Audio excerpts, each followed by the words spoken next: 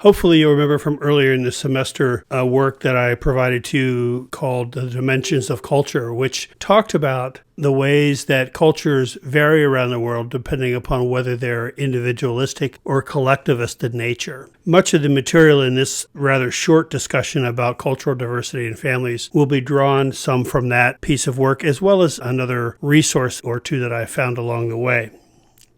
When we look at cultural differences among family systems, the worker has to approach each family as being very unique and having its own rules, customs, habits, values, beliefs, and behaviors. It's important for us to learn as much as we can about the cultural background of the family and to approach the family as a learner about that family's culture, as well as the various ins and outs of this particular family's system. No family fits into a mold from any culture in particular, as each family has its own set of values and rules to learn about. We must understand the values of each generation of the culture, and we must respect the practices of the family in regards to the interactions with them as we enter as an outsider. It may be useful to consider that a general approach of recognizing whether the family's culture is individualistic or collectivist in nature, and this framework can give us some general ideas about the system itself even before we enter into the system, and might prepare us better to understand some of the differences that we're going to find in terms of their expectations of us as well as each other, the boundaries that exist within the family system, the behaviors we can look for, and the expectations those individuals may have of each other. Every family presents as a unique system, as I mentioned earlier, and each person's functioning within the system and that person's response to your own intervention can be understood better by you as the practitioner if the fundamental concepts of culture mixed with the complexity of this particular family system dynamics can be understood. So let's look at cultural diversity in families along half a dozen or so different dimensions. First, individuality versus interdependence. Some families, in some cultures, children are raised to be unique and individualistic. And this is very true of the Western style of families, where we raise kids to eventually go out on their own and make their own decisions. And success is measured by the fact that the young person can stand on his or her own 2 feet. Whereas other systems and other cultures stress interdependence and conformity as something which is vital in the system itself. Rather than raising children to be independent and going out on their own, perhaps even leaving the system at some distance, some cultures raise their children with the expectations that those children will remain close to the extended family system and continue to value the importance of other members of the family and other generations in the family when making plans for himself or herself. Are persons raised to be self-reliant and to make decisions based on their own needs, or is this person expected to be loyal to others and to make the decisions based on the family's or the tribe's needs? Again, a very big difference there between individualistic and collectivistic cultures. Individualistic cultures tend to value privacy very strongly, but in many collectivist cultures, the notion of a private life is virtually non-existent. If we look at the nuclear family system versus the extended family model, in the nuclear family, we have the parents and the children in the household pretty generally, with some variations on that, of course.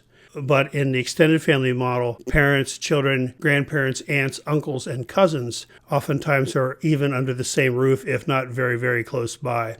This is not unusual at all for families that come from cultures that are less westernized in their style. In this family system, are the parents the ultimate decision makers, or are children raised to make the decisions for themselves?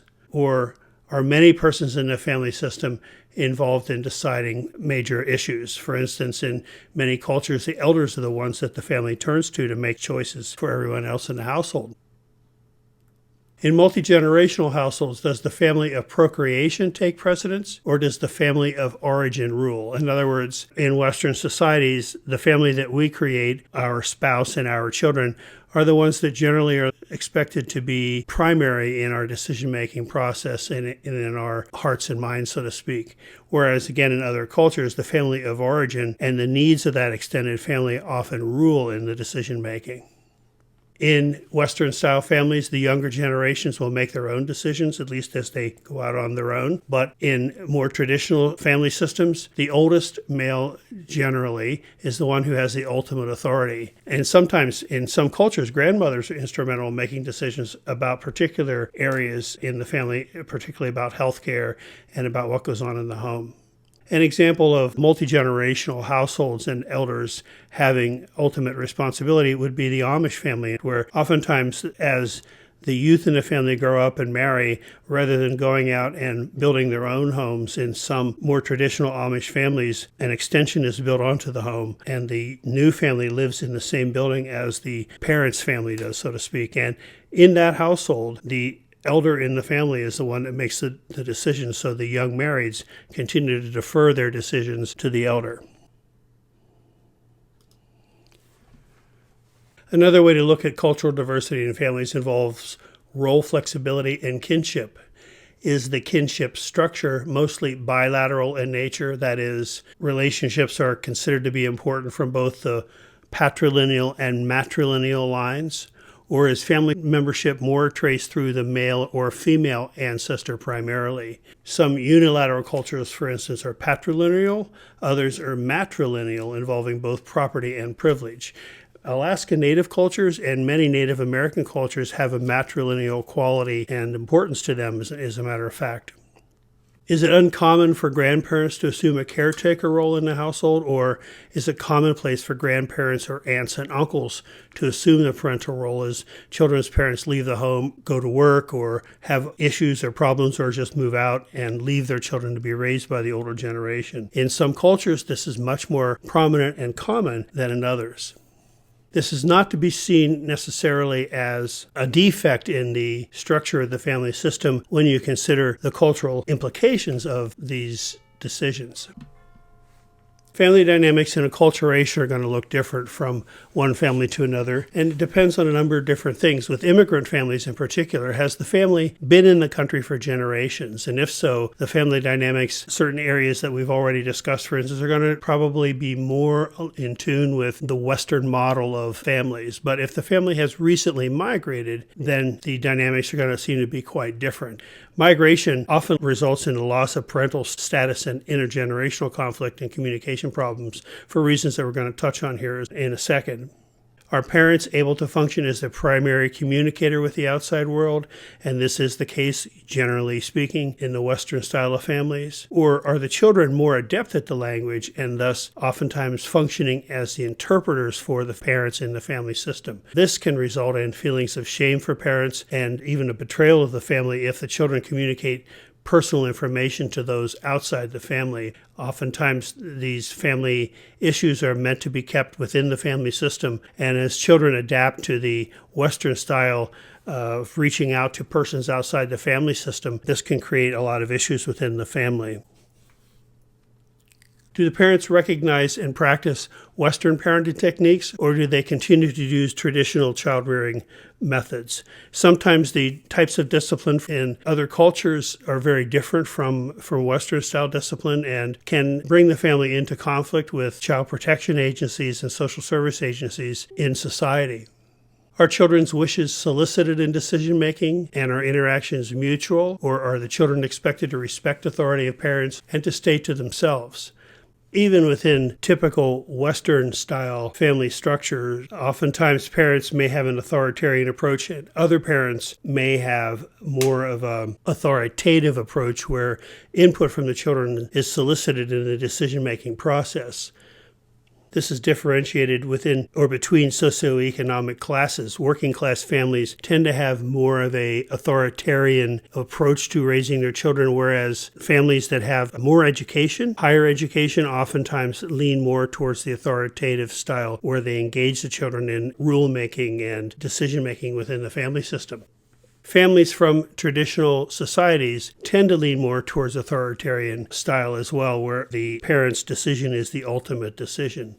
In some cultures, children are expected to interact with their parents, sometimes in mutual relationship patterns, and other times in a top-down kind of relationship pattern, but nonetheless have regular interactions with parents. And there are other cultures around the world where the children really are to stay to themselves and not interact so much with parents.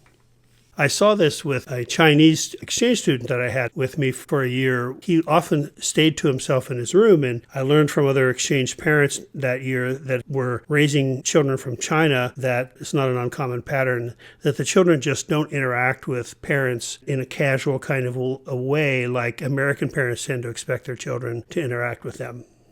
There are many different things that come into play when we look at family systems, and a good place to start is to figure out where it is this family has come from and what their cultural expectations are about family structure. It can be argued that there isn't any such thing as a typical family in American society any longer, but the expectations of our culture about parenting and family life are still fairly clear in many ways, and it represents something of a contract with society. As I mentioned earlier, when families from other cultures come to the United States, in the adjustment process sometimes, the varying techniques for instance, supervision and discipline can bring them into conflict with child welfare systems. And so it's something that is helpful to understand as you interact with families from other parts of the world.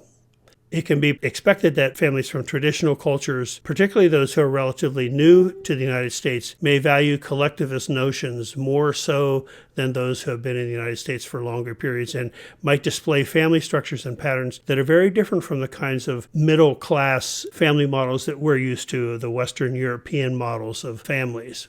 Members of older generations are going to be more attached to the ways of the former culture. The younger generation are likely going to be reaching more to become assimilated into American life, and this, as you might expect, will create conflict within the family. The worker has to be careful to avoid depending upon the children too much to interpret for the older generations, as this can be troubling to the elders in the system and in fact be very disrespectful of the structure of the family system that is supported by that particular culture.